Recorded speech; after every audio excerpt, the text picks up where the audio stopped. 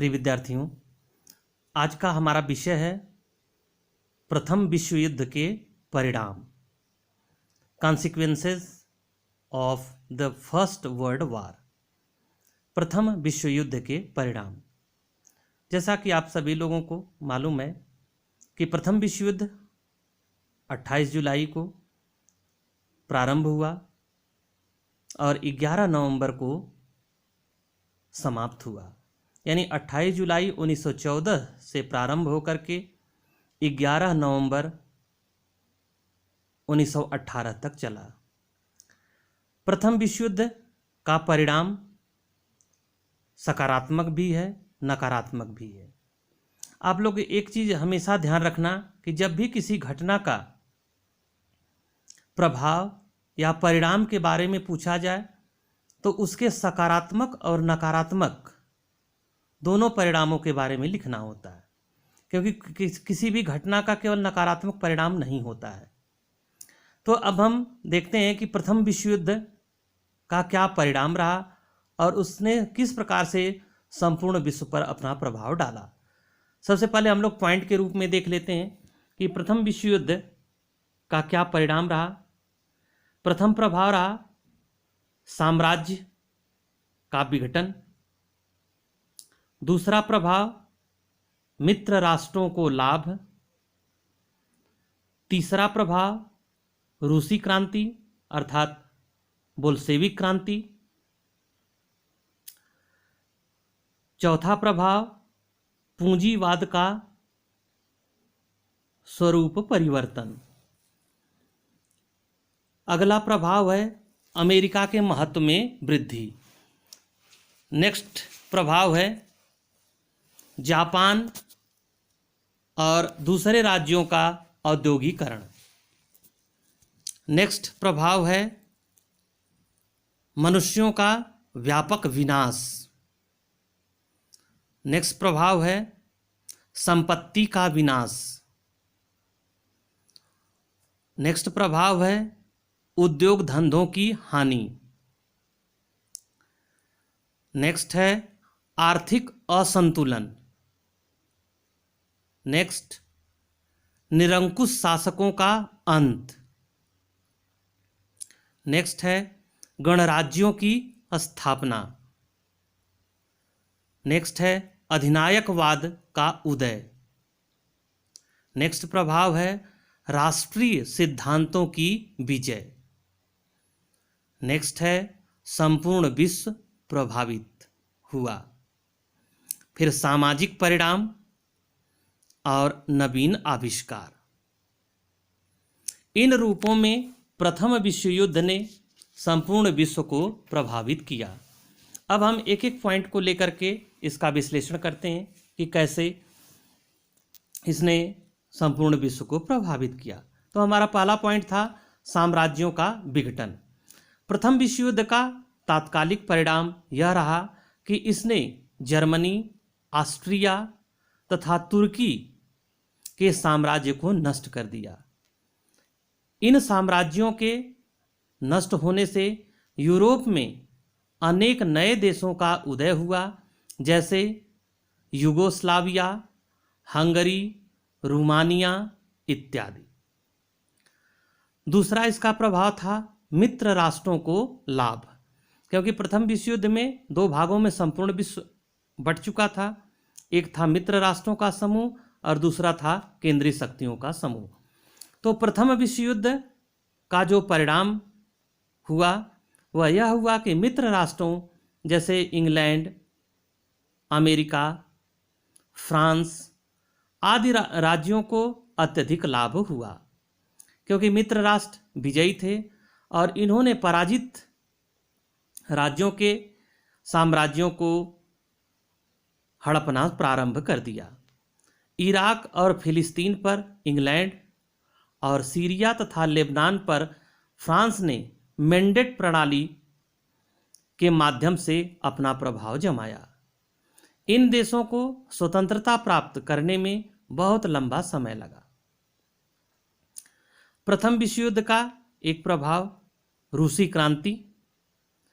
प्रथम विश्व युद्ध के समय ही 1917 में रूस में बोल्शेविक क्रांति हुई और वहाँ पर साम्यवादी सरकार की स्थापना हुई, जिसने साम्राज्यवाद की घोर निंदा की और रूसी साम्राज्य को नष्ट कर दिया। यह साम्यवादी सरकार साम्राज्यवाद का विरोध करती थी और जो बाद में पश्चिमी देशों के लिए एक संकट के रूप में उत्पन्न हुई। इन सरकारों को समाप्त करने के लिए अनेक प्रयास किए गए। वास्तव में साम्यवादी सरकार परतंत्र जातियों को वैचारिक और भौतिकवादी स्तर पर मदद करने लगी, जिसके कारण पूंजीवादी देशों का भयातुर होना अत्यंत आवश्यक हो गया। सभी पराजित जातियां अपनी स्वतंत्रता के लिए सोवियत संघ की ओर मुखातिब होना शुरू हो गईं। अब साम्यवादी सरकार का क्या उद्देश्य था कि सभी का संपत्ति पर समान अधिकार हो, लेकिन पूंजीवाद का मुख्य उद्देश्य क्या होता है? पूंजीवाद का जो हम लोग पहला चैप्टर जब किए थे तो उसमें ये था कि पूंजीवाद का मुख्य उद्देश्य क्या होता है? अधिक से अधिक लाभ कमाना। जबकि साम्यवादी सरकार का मुख्य उद्देश्य क्या है? जनता का अधिक से अधिक कल्याण करना। यानी लाभ के सिद्धांत को साम्यवादी सरकार एकदम नेग्लेक्ट कर देती है, मना कर देती है कि नहीं, हमें लाभ नहीं चाहिए, चाहिए क्या? तो जनता का अधिक से अधिक कल्याण। नेक्स्ट पॉइंट था हमारा पूंजीवाद के स्वरूप में परिवर्तन। तो प्रथम विश्व युद्ध के पश्चात पूंजीवादी देशों में पूंजीवाद के स्वरूप में परिवर्तन आया। प्रथम विश्व युद्ध के दौरान ये देश सैनिक सामग्री का निर्माण नहीं कर सकते थे, जिसका कारण यह था कि काम करने वाले पुरुषों की संख्या कम हो गई थी। उपलब्ध सामग्रियों का अच्छे तरीके से प्रयोग नहीं हो रहा था। इतना ही नहीं, पूंजीवादी देश बाध्य होकर अपने उपनिवेशों में भी उद्योग स्थापित करने की अनुमति देने लगे। भारत में प्रथम औद्योगिकरण 1914 के युद्ध, प्रथम विश्व युद्ध से ही प्रारंभ होता है। तो भारत में औद्योगिकरण का जो प्रथम चरण है वह प्रथम विश्व युद्ध के कारण ही प्रारंभ होता है और यहाँ पर विशेष करके सूती वस्त्र उद्योग और लोहा और स्टील उद्योग, लोहा और स्टील उद्योग की स्थापना टाटा जी ने किया था। तो लोहा और सूती वस्त्र उद्योग की स्थापना प्रथम विश्व युद्ध का ही परिणाम थी। अर्थात जो साम्राज्यिक या उपनिवेशवादी राज्य थे, उन लोगों ने अपने उपनिवेशों में भी उद्योग स्थापित करने को प्रोत्साहन देना शुरू किया।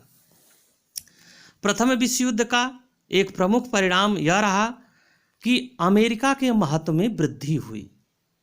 अभी तक फ्रांस, इंग्लैंड और जर्मनी आदि देशों का महत्व था, लेकिन प्रथम विश्व युद्ध में जिस प्रकार से अमेरिका ने मित्र राष्ट्रों की जन और धन दोनों से सहायता की थी, उसके परिणाम स्वरूप अमेरिका का महत्व बढ़ गया, जबकि फ्रांस, इंग्लैंड और जर्मनी आदि देशों के महत्व में कमी आई। और पहली बार हुआ कि अमेरिका के राष्ट्रपति, उस समय अमेरिका के राष्ट्रपति वुडरो विल्सन थे। वुडरो विल्सन का विश्व स्तर पर एक नेता के रूप में इनका सम्मान हुआ, क्योंकि जब पेरिस शांति सम्मेलन होता है तो इन्हीं के प्रयास से पेरिस शांति सम्मेलन होता है और इनके प्रभाव में वृद्धि हो जाती है। प्रथम विश्व युद्ध में जो अगला परिणाम में अगला पॉइंट था वह था जापान और अन्य राज्यों का औद्योगिकरण। युद्ध के दौरान यूरोपीय राष्ट्र अपने बाजार में आवश्यकता की सामग्री को नहीं भेज पा रहे थे। परिणाम स्वरूप जापान जैसे देशों को उद्योगीकरण का मौका मिला और उसने एशिया के देशों को अपना बाजार बनाया। ब्राज़ील और अर्जेंटीना को युद्ध के दौरान इंग्लैंड से रेल के सामान नहीं मिले। परिणाम स्वरूप इन्होंने इसका उत्पादन स्वयं किया। इससे अविकसित और यूरोप के बाहर के विकसित देशों ने को अपने उद्योग धंधे विकसित करने में मदद मिली। यानी औद्योगिकरण की गति को इसने तेज किया, जबकि अभी तक ये देश क्या थे, यूरोपीय राज्यों पर निर्भर थे। प्रथम विश्व युद्ध का जो सबसे भयंकर परिणाम हुआ वह मानव जाति तथा मानव समूह पर हुआ। प्रथम विश्व युद्ध 4 वर्षों तक चला। इस युद्ध में लगभग 40 लाख लोग मारे गए, 60 लाख व्यक्ति अपंग हो गए तथा दूसरों पर निर्भर हो गए और 1 करोड़ 3 लाख व्यक्ति घायल हुए। नरसंहार की ऐसी भयानक और दर्दनाक घटना आज के पहले संपूर्ण विश्व में कभी नहीं हुई थी। तो प्रथम विश्व युद्ध का जो सबसे भयंकर और भयानक परिणाम हुआ वह मानव समूह तथा मानव जाति पर हुआ, जिसमें इतने लोगों की जानें गईं। मनुष्य के साथ साथ धन और संपत्ति का भी विनाश हुआ। इस विश्व युद्ध में लगभग 37 देशों ने भाग लिया था। 32 देशों ने मित्र राष्ट्रों की ओर से तथा 4 देश जर्मनी की ओर से भाग लिए थे। संसार में मात्र 14 देश थे जो तटस्थ रहे थे। विश्व के प्रसिद्ध अर्थशास्त्रियों ने इस महायुद्ध में 58,500 करोड़ रुपए के व्यय की बात की है। इस विश्व युद्ध में औसत दैनिक व्यय लगभग 40 करोड़ रुपए था और अंतिम वर्षों में तो यह 84 करोड़ के आसपास पहुंच गया। इसके अलावा महायुद्ध में संपत्ति का विनाश भी लगभग बहुत ज़्यादा हुआ। धन के इस विनाश के कारण वस्तुओं के मूल्य में वृद्धि हुई, श्रमिकों के मजदूरी की दर ऊंची हो गई, पैदावार घट गई, मुद्रा का अवमूल्यन प्रारंभ हुआ तथा अर्थव्यवस्था छिन्न भिन्न हो गई। प्रथम विश्व युद्ध का अगला प्रभाव उद्योग धंधों पर भी पड़ा। उद्योग धंधे भी नष्ट हो गए। गोलीबारी के कारण हजारों की संख्या में फैक्ट्रियां तथा मशीनें नष्ट हो गईं। इस दृष्टि से सबसे अधिक जो नुकसान हुआ सर्बिया, रोमानिया, बेल्जियम, फ्रांस और इंग्लैंड। युद्ध के पश्चात अनेक फैक्ट्रियां बंद हो गईं क्योंकि वे युद्ध का सामान निर्मित करती थीं, लेकिन जैसे ही युद्ध समाप्त हुआ इन सामानों की आवश्यकता नहीं हुई और ये फैक्ट्रियां बंद हो गईं। अब फैक्ट्रियों के बंद होने का मुख्य परिणाम क्या रहा? बेरोजगारों की संख्या में वृद्धि हुई। रोजी रोटी का संकट उत्पन्न हुआ। वाणिज्य और व्यापार को नुकसान पहुंचा क्योंकि यूरोप के विभिन्न देशों में बाहर से आने वाले माल पर बैरियर्स लगा दिए गए और इस क्षेत्र में सबसे अधिक दयनीय स्थिति जर्मनी और ऑस्ट्रिया की थी। प्रथम विश्व युद्ध का अगला प्रभाव आर्थिक असंतुलन। प्रथम विश्व युद्ध के पश्चात आर्थिक असंतुलन पैदा हुआ। यूरोप के कई देशों में तो पुरुषों की संख्या में कमी आ गई। जैसे पोलैंड की खानें नष्ट हो गईं, फसलें नष्ट हो गईं, रेल मार्ग नष्ट हो गए। फ्रांस का भी यही हाल हुआ। युद्ध काल में प्रत्येक देश की उत्पादन शक्ति असामान्य कार्यों में लगा दी गई। परिणाम स्वरूप विश्व व्यापार को बहुत ज़्यादा नुकसान हुआ। लोगों के पुनर्वास की समस्या आई, लोगों के रोजगार की समस्या आई, लोगों के खाने पीने की समस्या आई, यानी अनेक प्रकार से आर्थिक असंतुलन इसने उत्पन्न किया। प्रथम विश्व युद्ध का एक प्रभाव यह है कि निरंकुश शासकों का अंत हुआ। प्रथम विश्व युद्ध के दौरान ही रूस की क्रांति हुई और जार को परिवार सहित कत्ल कर दिया गया, अर्थात जारशाही का अंत हो गया। महायुद्ध समाप्त होते होते जर्मनी और ऑस्ट्रिया हंगरी के गौरवशाली राजवंशों का अंत हो गया। बुल्गारिया के राजा को भी अपने पद का त्याग करना पड़ा और प्रथम विश्व युद्ध के 7 वर्षों बाद तुर्की के सुल्तान के निरंकुश शासन का भी अंत कर दिया गया और कमाल पाशा के नेतृत्व में तुर्की में एक नए राज्य की स्थापना हुई। इसलिए कमाल पाशा को अतातुर्क अर्थात तुर्की का पिता कहा जाता है। इस प्रकार विश्व युद्ध ने एक क्रांति का रूप धारण कर लिया, जिसने निरंकुश शासकों की शासन सत्ता को पूर्ण रूप से समाप्त कर दिया। प्रथम विश्व युद्ध का एक प्रभाव यह है कि गणराज्यों की स्थापना। अभी तक राजतंत्रों का बोलबाला था, राजशाही थी, लेकिन प्रथम विश्व युद्ध के प्रारंभ के समय केवल फ्रांस, स्विट्जरलैंड और पुर्तगाल में लोकतांत्रिक शासन था, परंतु विश्व युद्ध के पश्चात यूरोप में लोकतांत्रिक शासन की बाढ़ आ गई। जैसे Germany, Poland, Austria, Lithuania, Latvia, Czechoslovakia, Finland इत्यादि देशों में लोकतंत्र की स्थापना हुई। लेकिन प्रथम विश्व युद्ध का एक प्रभाव यह भी है कि अधिनायकवाद का उदय होता है। अधिनायकवाद का उदय का अर्थ यह हुआ कि शासन सत्ता सिर्फ और सिर्फ एक व्यक्ति के हाथ में केंद्रित होगी और सारे उसके सहायक के रूप में काम करेंगे। लेकिन मुख्य सत्ता, मुख्य निर्णय कौन लेगा? एकमात्र व्यक्ति लेगा। क्योंकि प्रथम विश्व युद्ध में यह सभी राष्ट्रों को आभास हो चुका था कि लगभग सभी यूरोपीय राज्यों की सरकारें असाधारण रूप से शक्तिशाली बन गई थीं। महायुद्ध के पश्चात असाधारण स्थिति के कारण सरकारों के लिए वह शक्ति आवश्यक समझी जाने लगी। अनेक देशों के राजनैतिक नेता देश की भलाई, सुरक्षा और उन्नति का आधार लेकर असीम अधिकारों का उपभोग करने लगे। अतः इटली, स्पेन, जर्मनी, रूस इत्यादि देशों में प्रमुख राजनीतिक दलों का शासन स्थापित हुआ और इस प्रवृत्ति का परिणाम यह हुआ कि फांसीवाद और नाजीवाद विचारधारा का उदय हुआ तथा मुसोलिनी और हिटलर जैसे अधिनायकवादियों का उदय हुआ।